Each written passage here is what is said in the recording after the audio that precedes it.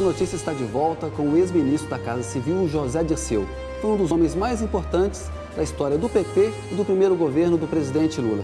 Ministro José Dirceu, o mensalão teria ocorrido se no primeiro mandato houvesse uma aliança com o PMDB, como há hoje, no segundo mandato do presidente Lula? Eu não posso estabelecer uma relação direta entre o que aconteceu, chamado, que não houve o mensalão, mas o chamado episódio, mas também corrupção na informação de quadrilha. Não se pode acusar o Delúbio Soares de corrupção, formação de quadrilha, na minha opinião, nem eu, nem ninguém. Por causa de aliança não com o PMDB. Eu diria que a aliança com o PMDB teria dado um outro conteúdo à relação com o parlamento, uma outra base de relação com o parlamento, porque teria formado uma maioria mais sólida. Poderia ter evitado, então? Não digo que poderia ter evitado, porque esse problema de Caixa 2, eu quero repetir, é um problema que tem que ser combatido com a reforma política. Certo? Não podemos transformar esse instrumento de luta política, porque vai se voltar contra agora o PSDB, o DEM e o PPS, como está se voltando. Agora eles não querem que seja Caixa 2, entendeu? Essa é a verdade. Então eu acredito que a aliança com o PMDB era e é importante, porque o PMDB é o maior partido no parlamento, não em votos, e também é um partido que tem 7 governadores no país e tem uma votação igual a do PT quase e a do PSDB, entendeu? O senhor falou aí que o senhor ficou taxado como chefe de quadrilha, corrupto. A revista Piauí relata um episódio no qual o senhor está num restaurante, está na mesa e vem alguém e ofende o senhor pessoalmente. E o senhor não reage. Por quê, ministro? Como é que eu vou reagir? Porque eu vou fazer o quê? O que eu posso fazer com relação a um cidadão que está convencido pela lavagem cerebral que foi feita no país com relação à minha pessoa, à minha história? Porque se eu não tivesse 40 anos de história política, eu tinha virado pó nesse país. Eu era um morto civil hoje. Eu estava em Passa Quatro, eu estava no exterior. Porque eu fui apresentado no país durante 3 anos como corrupto. E não é verdade, porque a minha história prova o contrário. E como chefe de quadrilha, como é que de um dia para a noite alguém vira isso? E o tempo está mostrando. Todas as investigações, inquéritos e processos estão mostrando que eu sou inocente. Então eu tenho que protestar. Agora, eu não posso discutir, porque da mesma maneira que ele diz isso, tem milhões de brasileiros que me apoiam, como tem milhões que consideram que eu sou chefe de quadrilha. Essa queda do cargo mais poderoso do governo foi muito difícil, foi muito dolorosa? É evidente. A queda não foi dolorosa. A queda sendo acusado como corrupto, porque eu não tenho apego ao poder pelo poder. Eu era chefe da Casa Civil para cumprir objetivo, para cumprir um programa de governo. Certo? E o meu sonho era eleger o Lula presidente. Eu lutei e trabalhei para isso durante mais de 20 anos. Certo? E acho que fui ministro por delegação do presidente, por decisão dele, mas acho que eu tinha méritos para ocupar aquele cargo. Não foi nenhum favor de ninguém, apesar de ter sido uma deferência do presidente comigo. Agora, eu ser acusado de corrupto e chefe de quadrilha, até hoje sangra, porque se eu fosse corrupto, eu não estaria preocupado. Eu me defendi, lutei esses anos todos, porque eu não sou corrupto, porque eu não pratiquei nenhum ato ilícito na minha vida toda. Porque assim, tem um conjunto da obra, né? Nós temos que olhar o conjunto da obra.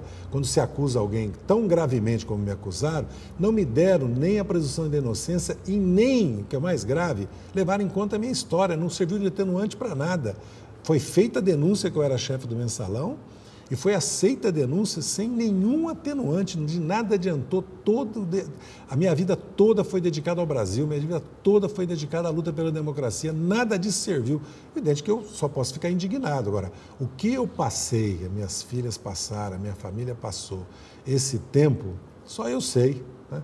Agora, eu não me abato porque eu já passei por momentos piores na minha vida. Eu já passei por momentos piores na minha vida. Felizmente, nem sei se eu devo dizer isso, felizmente, eu estava preparado para enfrentar uma situação como aquela, mas que me custou, quer dizer, a dor de ser considerado. Por que eu fico indignado, né? E eu luto tanto para provar minha inocência? Por causa da dor que eu sinto de ter. Porque uma coisa é a ditadura que me caçou, me baniu do Brasil, suspendeu meus direitos por 10 anos, tirou minha nacionalidade.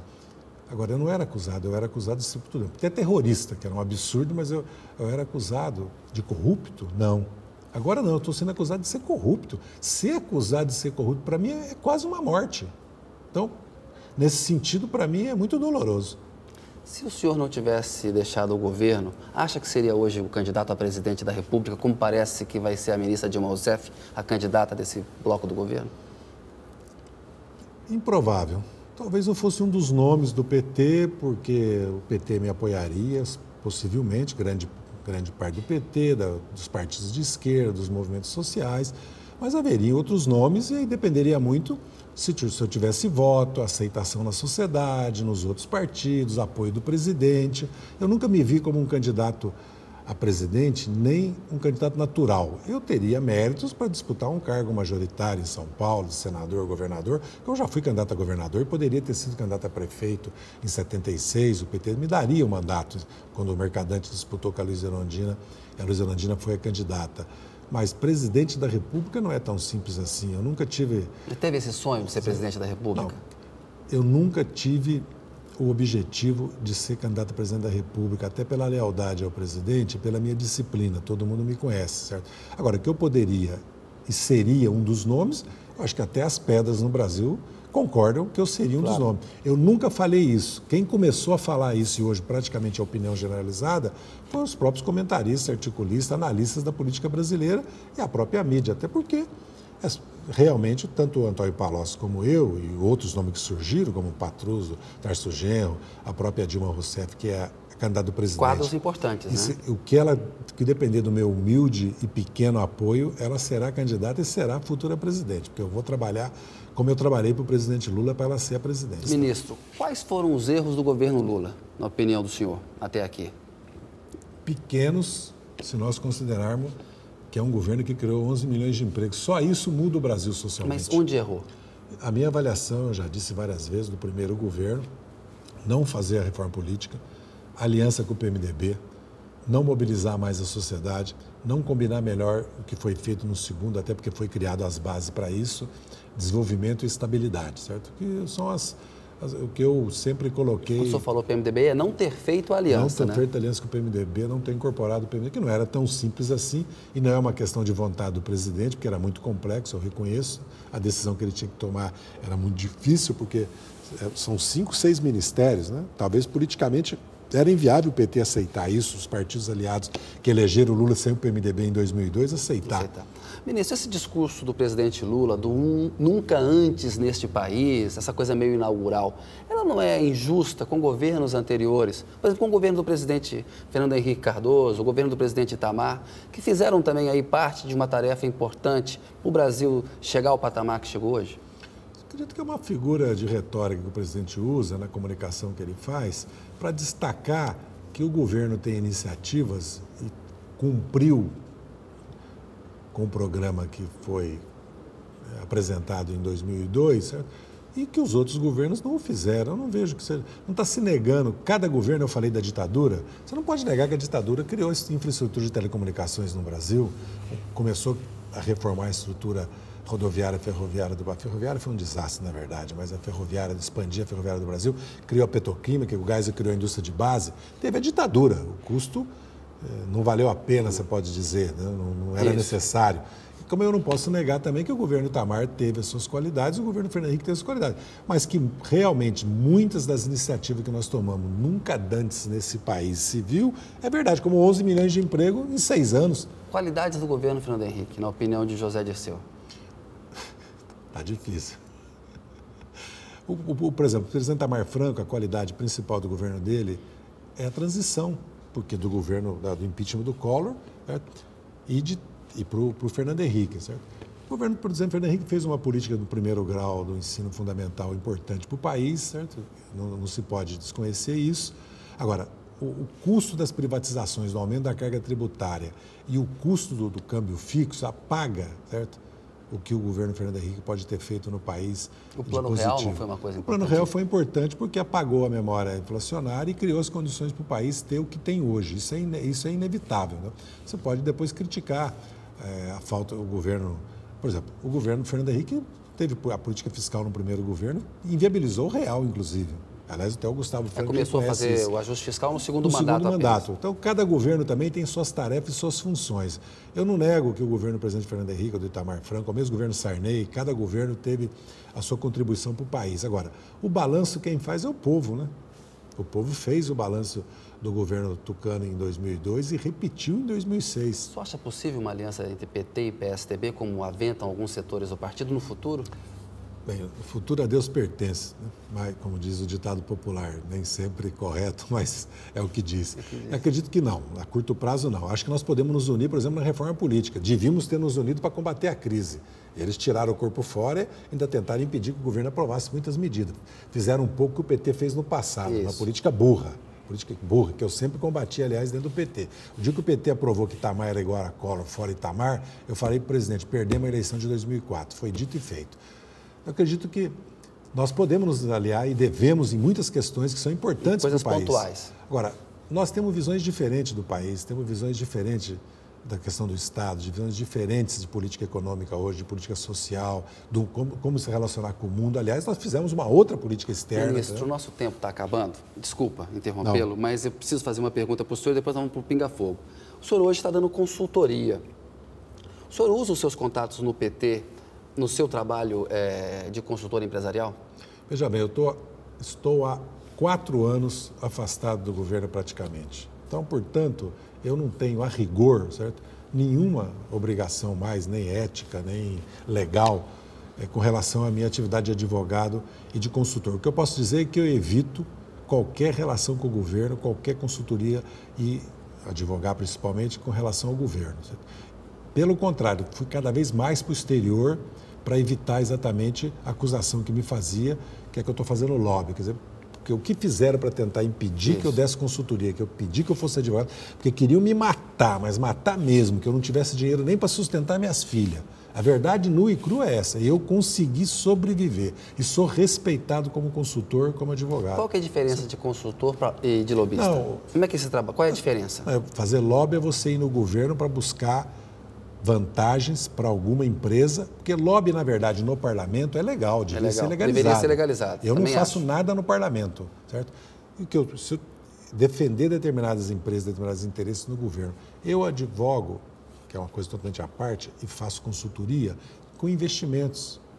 Eu levo investimentos para fora e trago investimentos para o Brasil. Eu trabalho com muitas empresas, às vezes, para compra e venda e para fusão. Oportunidades de negócio. E cada vez menos. Quero dizer que cada vez mais me dedico à política e cada vez menos à consultoria. Só não faço totalmente a política, eu tenho que pagar meus advogados e tenho que pagar minha atividade política. Não, é minha atividade política que eu tenho que pagar, porque eu não sou ministro, não sou deputado, não sou membro do PT, sou eu que pago toda a atividade política. Senão, eu teria desativado... Então você está ganhando bem, porque está dando conta de pagar essa atividade. Está no imposto de renda, está tudo no imposto de renda. Eu vou apresentar agora, está tudo no imposto de renda. O que eu ganho e o que eu gasto nas minhas atividades. Certo? Eu vivo e trabalho como você, como qualquer cidadão brasileiro vive e trabalha.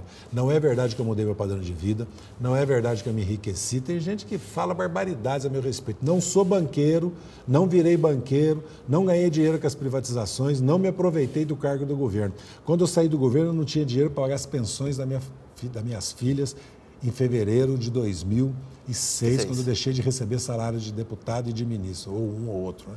Antes era ministro, depois deputado. Não tinha dinheiro. Essa é a verdade. Tive que ir trabalhar com o escritório de advocacia, que eu estou hoje, comprei a parte que estava sendo vendida dele, fui lá trabalhar todos os dias. Essa é a verdade nua e crua. Ministro, nós temos aqui o pinga-fogo. Ele fica melhor se o senhor responder com 1, 2 palavras. Quanto mais rápido, melhor, porque o nosso tempo acho que já acabou, mas a entrevista está boa. Getúlio Vargas. Marcou o Brasil. Sem ele, nós não teríamos o Estado brasileiro. Juscelino Kubitschek. Criou o sonho de um Brasil. Ditadura militar de 64. Infelizmente, existiu e fizemos bem em combatê-la. Fernando Collor de Mello. Senador da República eleito pelo povo de Alagoas. Itamar Franco. Um grande presidente, um grande brasileiro. Fernando Henrique Cardoso. Um brasileiro que serviu ao país como presidente da República, como senador, como ministro, que nós devemos respeitar. Lula. A maior liderança popular que o Brasil já teve e o melhor presidente que o Brasil já teve. Roberto Jefferson. Deputado, cassado e presidente do PTB. Fidel Castro. Marcou a minha geração, a história da América Latina, fez a Revolução Cubana e hoje é só uma grande liderança e eu acredito que um dos maiores líderes do século XX. Raul Castro. Presidente de Cuba, que tem uma missão difícil pela frente, que é fazer a transição de uma Cuba bloqueada e agredida pelos Estados Unidos para uma Cuba que espero dialogue, restabeleça relações com os Estados Unidos e acabe o bloqueio. Che Guevara. Um símbolo, uma imagem que vai permanecer sempre como um exemplo para todos. Barack Obama. Uma grande esperança para o mundo de o fim ao militarismo, a política unilateral, certo? E principalmente uma política de agressão, certo? De confronto, certo? Por uma política de diálogo, de paz e de reorganização do mundo. Daniel Dantas. Um banqueiro, certo? Que nesse momento responde na justiça acusações, como eu respondo na justiça também, portanto tem a presunção da inocência. Protógenes Queiroz. Um delegado da Polícia Federal que tudo indica abusou da autoridade que tinha e deve responder por isso, mas também tem a presunção da inocência. Gilmar Mendes. Aliás, um delegado que podia, inclusive, estar bem intencionado. Gilmar Mendes. Presidente do Supremo, um grande ministro do Supremo, um advogado e um professor de renome. Dilma Rousseff. A futura presidente do Brasil. José Serra. Quer ser presidente do Brasil, tem méritos para isso, mas nós vamos fazer tudo para derrotá-lo. Aécio Neves. Um grande mineiro, um bom governador, apesar que nós estamos na oposição e temos críticas severas ao seu governo, sabe? E precisa ter paciência, porque é muito jovem ainda. Ciro Gomes. Um grande brasileiro, um ministro exemplar do presidente, certo? Um grande aliado nosso, um grande companheiro, sou devedor a ele, muito solidário comigo e tem todos os méritos também para ser presidente da República. Heloísa Helena. Vereadora de Maceió, certo? Hoje ela tem um apoio significativo no país, conquistou esse apoio, certo? Está no PSOL, certo? Acredito que o que falta a ela são ideias e propostas. Um filme preferido?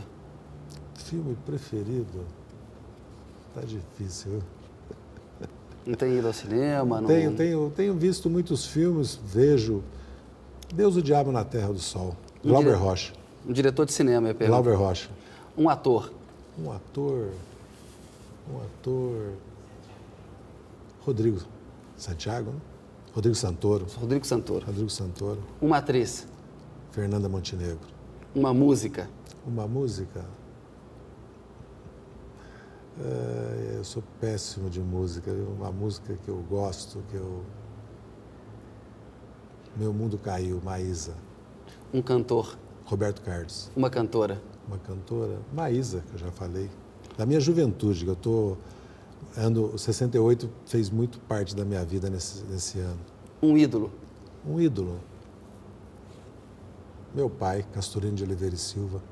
Um livro? Um livro? Caput, de Curso Malaparte, marcou a minha juventude. Uma frase ou um pensamento do qual o senhor gosta muito, pode ser um poema também. A vida é dura. Boa. Ministro, quero agradecer a sua entrevista. Muito obrigado. Eu agradeço. Valeu. É Notícia volta na semana que vem, logo após o Dr. Hollywood. Tenha uma boa semana e uma boa noite.